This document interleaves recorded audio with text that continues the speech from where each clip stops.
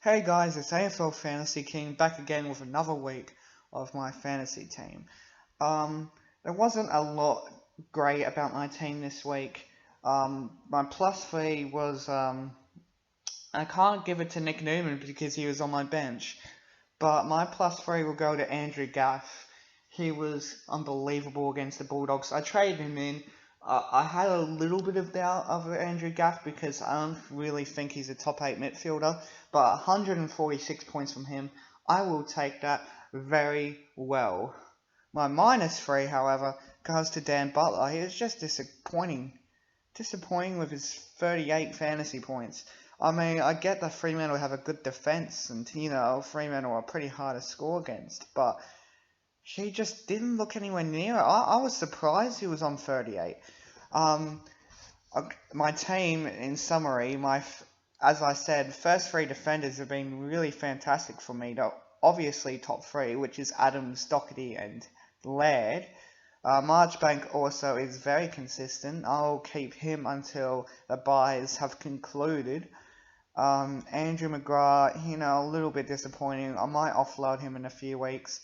Currently Hampton, I will offload him very, very soon. Nick Newman, like a lot of people traded him out too. That's the thing. Like all the traders did it, and I held him. I didn't think he was going to get named, so I didn't field him.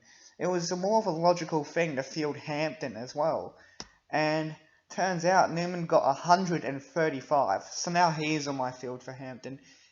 Unbelievable game he had. If he was on my field, he would be my plus three of the year. You go to my midfield, Tom Rockcliffe, 130 points, very good, but he got injured and he's out for a few weeks, so I have to trade him. Tom Mitchell, good as always, he's the most consistent player in AFL Fantasy, if not the competition. Dangerfield was disappointing despite getting 30 possessions and 2 goals. I already mentioned about Gaff. Heppel finally got 100, I was happy with that. Fife got less points than Power Pepper. I might have to offload Fife in a few weeks if he doesn't start performing. And Daniel Lloyd, pretty solid on debut with a 61. My Lux, solid, not much needs to be said there. My forward, Dalhouse and Took-Miller was disappointing. I actually traded Took-Miller out. I'll get to my trades in a minute. Jack Steele always scored his 90s, but it's not like I have a problem with that. I've already mentioned about Butler, how disappointing he was, but Otten and Barrett was also kind of disappointing. So here's my rank and score after 8 rounds. My overall rank is going slightly up. My round 8 rank wasn't as good as my round 7 rank, but I scored 2085, which wasn't too good considering there were a lot of coaches out there that done a lot better. My remaining salary is 137k. My team value has gone up a little bit. Not much that needs to be said with that. So here's my trades for round for round 9. I traded Took-Miller out. He's just been disappointing ever since round 3. Tom Rockcliffe, unfortunately, because he's injured. I actually didn't trade in Pig Zach Merritt. The reason for that is I'll have enough players as it is on round 13 bye. I will get him once the buys are over, because he is a must-have. Max Gorn could come back before, in a few weeks' time as well, so I might be paying close attention on him as well. But yeah, anyways, my trades is Rockcliffe and Took-Miller out, and Isaac Heaney in because he's in some ripping form, and Dustin Martin, who has that comfortable round 12 bye. And he hasn't been best in form-wise, but I reckon he'll come back with a strong score this week. And here's my team ahead for round 9. Taylor Adams, he's just so consistent, one of the most consistent players in AFL Fantasy. Sam Doherty, surprisingly captain. Not much captain options for me this week. Without Rockcliffe, Tom Mitchell being tagged, and I don't have Zach Merritt. Roy Laird, he's also very consistent. He's also another captain option for me. Marchbank always gets consistently in the 80s.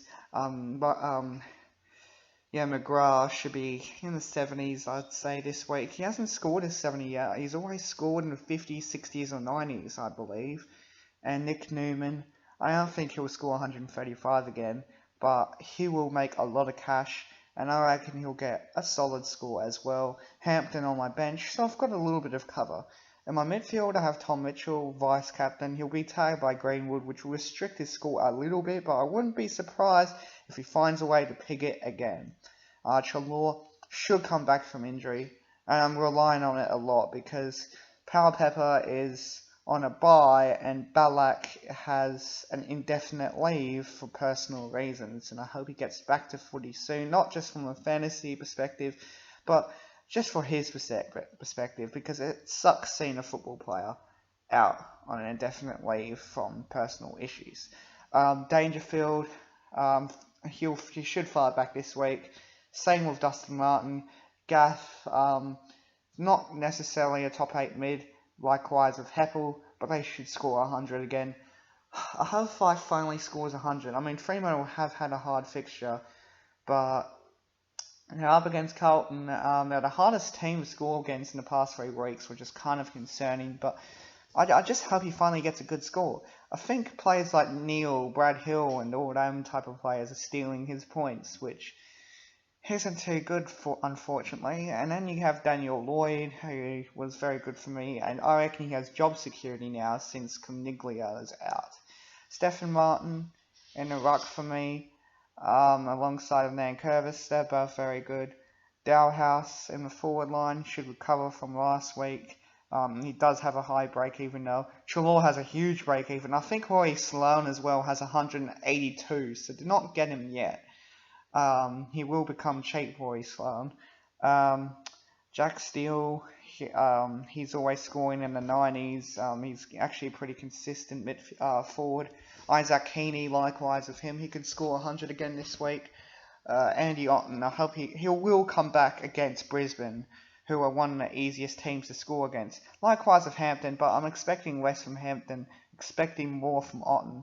I think Otten could go berserk here with a 90 because, let's face it, Brisbane's defence is atrocious.